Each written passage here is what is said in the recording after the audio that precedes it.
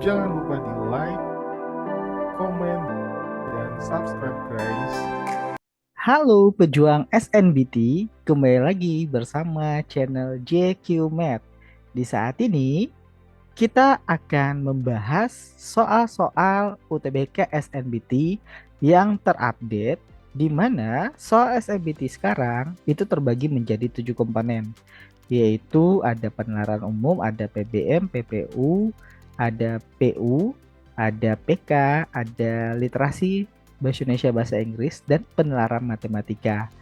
Untuk tahun ini, matematika sendiri itu terbagi menjadi 3 bagian, yaitu ada penalaran kuantitatif, ada pengetahuan kuantitatif, dan juga ada penalaran matematika. Untuk itu, sebelum kita membahas soal-soalnya, kita harus bisa membedakan apa perbedaan dari ketiga komponen ini. Untuk itu, teman-teman, sebelum kita membedakan ketiga komponen ini, jangan lupa terus pantau channel JQ Math, dan buat teman-teman yang baru bergabung, jangan lupa untuk di-subscribe, di-like, dan di-share juga.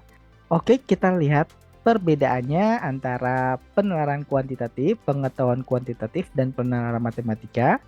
Dan untuk penalaran kuantitatif ini sebelumnya bergabung di komponen penalaran umum. Di dalam penalaran umum itu terbagi menjadi 3 bagian juga. Ada penalaran induktif, ada penalaran deduktif, dan penalaran kuantitatif. Kita langsung saja ke perbedaan dari 3 komponen ini. Di mana yang pertama di sini adalah penalaran kuantitatif, di mana ini lebih ke matematika sederhana yang melibatkan operator aritmetika dasar. Ada penambahan, pengurangan, perkalian, pembagian, biasanya tentang deret, atau operasi-operasi yang lebih sederhana yang melibatkan penambahan, pengurangan, perkalian, pembagian. Dan untuk selanjutnya ada pengetahuan kuantitatif, di mana untuk pengetahuan kuantitatif ini kurang lebih sama dengan pengetahuan kuantitatif tahun-tahun sebelumnya. Jadi masih sama teman-teman dengan pengetahuan kuantitatif sebelumnya yang berhubungan langsung dengan materi-materi yang ada di SMA. Dan yang berikutnya, yang ketiga, untuk matematika yang ketiga itu penalaran matematika. Untuk penalaran matematika ini berhubungan dengan kurikulum merdeka, yaitu asesmen kompetensi minimum atau AKM, biasanya itu dalam soal numerisasi. Untuk soal ini biasanya berbicara tentang kemampuan individu dalam bernalar secara matematis yang ditunjukkan dengan kemampuan dalam merumuskan, menggunakan, menafsirkan permasalahan atau informasi yang melibatkan aspek kuantitatif. Oke, kita langsung saja. Kali ini kita akan bahas beberapa soal yang berhubungan tentang penalaran kuantitatif, pengetahuan kuantitatif, dan penalaran matematika. Untuk soal yang pertama dan yang kedua, kita bahas tentang penalaran kuantitatif, di mana di sini melibatkan tentang operasi dasar. Kita bahas yang nomor satu. Untuk nomor satu, ini adalah deret bilangan. Sebenarnya untuk deret bilangan sendiri itu macam-macam tipenya atau banyak banget variasinya. Sebenarnya untuk barisan bilangan, teman-teman hanya fokus banyak latihan soal.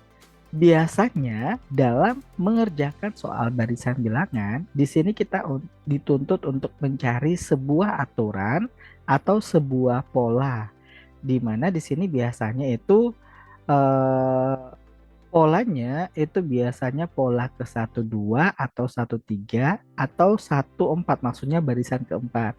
Dan yang paling maksimal biasanya soal-soal barisan itu sampai pola 1, 4. Biasanya hubungannya macam-macam ya teman-teman, ada penjumlahan, ada pengurangan, ada perkalian. Jika kita coba soal nomor 1, antara pola 1, 2, 2, 3, di sini tidak ada pola atau aturan yang berlaku. Begitu juga untuk pola 1 ke 3, 3 ke 5, di sini tidak ada aturan yang berlaku. Ini untuk penjumlahan pengurangan. Kita coba untuk perkaliannya. Di mana di sini untuk pola 1, 2 perkaliannya ada, ini dikali 4 hasilnya 8, ini dikali 3 hasilnya 9 kali 3 27, ini dikali 2, 29 dikali 2, 58. Di mana ini merupakan sebuah pola atau aturan, yaitu kali 4 kali 3 kali 2, berarti selanjutnya di sini yaitu kali 1. Sehingga 61 dikali 1 hasilnya 61. Dan nilai X yang memenuhi di sini adalah 61 dan jawabannya yang A. Selanjutnya untuk soal yang nomor 2 tentang penalaran kuantitatif, ini masih pada operasi bilangan. Untuk nomor 2 di sini manakah nilai berikut yang terbesar? Untuk soal nomor 2 ini mungkin saya bisa memberikan tips dan triknya, di mana di sini ada beberapa bilangan berulang, di mana tips untuk bilangan berulang seperti ini. 0,AAA seterusnya itu sama dengan A per 9, atau 0,ABAB seterusnya ini sama dengan AB per 99, 0,ABC seterusnya ini sama dengan ABC per 99. Kita langsung saja ke soal kita untuk menentukan nilai pilihan yang mana yang memiliki nilai yang terbesar.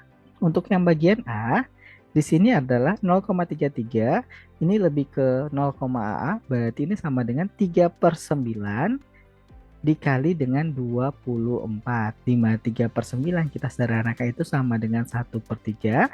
24 dibagi 3 itu hasilnya 8. Untuk yang bagian B, 2 per 7 dari 28, 28 bagi 74, 4 kali 2 di sini juga hasilnya 8. Yang bagian C, 0,11 ini sama dengan 1 per 9 dikali 72. 72 bagi 9 itu juga hasilnya 8.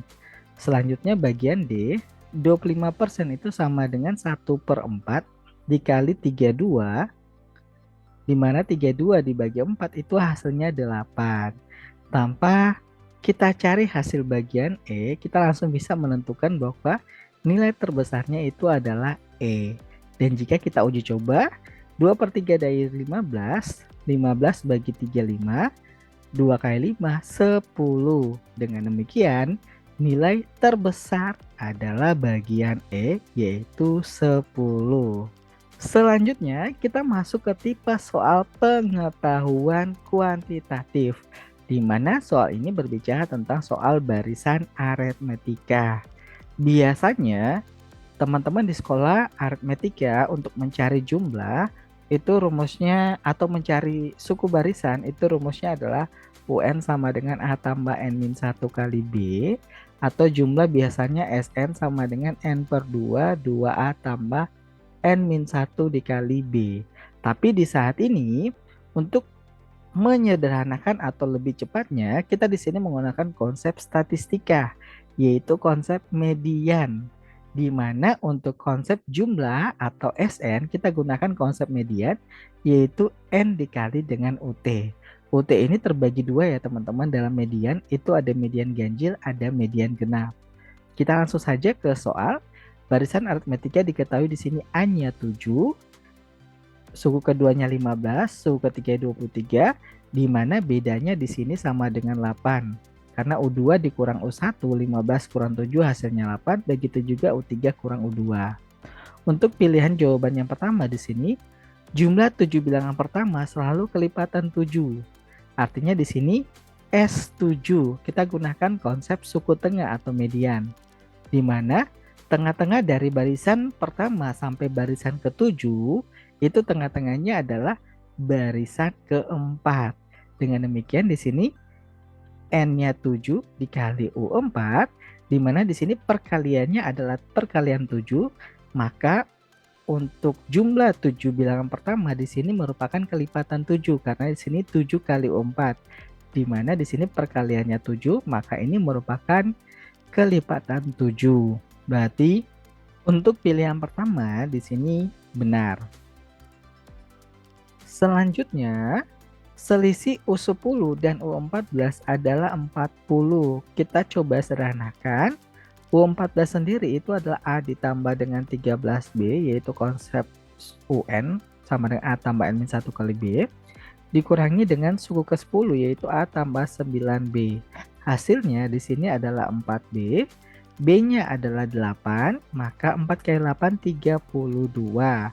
Karena di sini hasilnya 40, maka untuk pilihan kedua di sini adalah salah.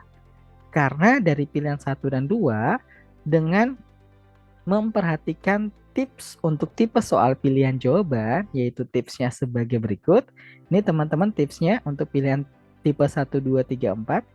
Jika satu benar, dua salah, maka jawabannya adalah bagian yang B, tanpa kita uji coba untuk pilihan jawaban ketiga dan keempat.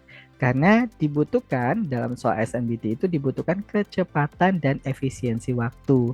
Jadi tanpa kita uji coba pilihan 3 dan 4, kita bisa langsung menentukan jawaban dari soal ini berdasarkan hasil dari pilihan 1 dan 2.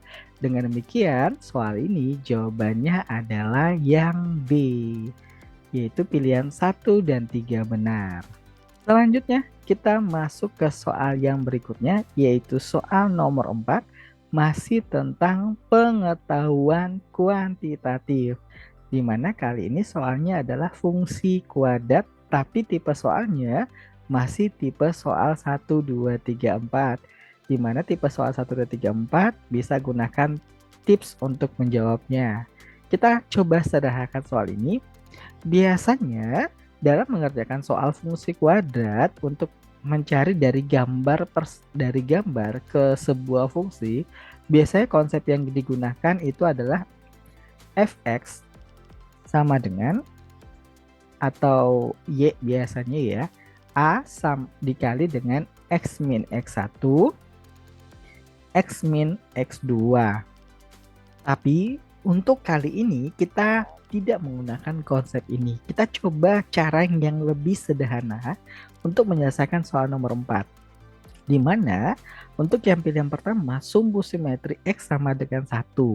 Caranya di sini kita lihat perpotongan grafik terhadap sumbu X di sini berada di titik yang mana. Di sini perpotongannya ada di min 2 dan 4. Cara sederhananya untuk menentukan sumbu simetri itu adalah titik tengah dari puncaknya di sini di sumbu X. Berarti di sini kita hanya menjumlahkan titik potong terhadap sumbu X, yaitu min 2 ditambah dengan 4 dibagi dengan 2. Hasilnya adalah 1. Dengan demikian, untuk pilihan yang pertama, sumbu simetri X-nya itu sama dengan 1. Berarti untuk yang pertama di sini benar. Selanjutnya, biasanya juga jika pilihan 1 benar, maka pilihan yang ketiga juga benar. Jika kita buktikan di sini Y sama dengan X-nya telah diketahui yaitu 1, berarti 1 dikuadratin, di sini hasilnya 1, dikurangi dengan 2 dikali 1 hasilnya 2, dikurangi dengan 8, sama dengan hasilnya adalah min 9, di mana min 9 ini merupakan ordinatnya. Dengan demikian, karena titik puncaknya itu adalah gabungan dari absis dan ordinat, di mana absisnya itu adalah 1, X-nya 1, dan ordinatnya di sini adalah min 9. Maka titik puncaknya adalah 1, min 9. Maka untuk pilihan 2 di sini juga benar. Jika kita gambarkan untuk titik puncak dari parabola ini, di mana di sini adalah 1 dan di sini adalah min 9. Selanjutnya, yang pilihan keempat, di sini tanpa kita gunakan trik yang ini, kita bisa langsung teman-teman karena di sini soalnya lebih sederhana.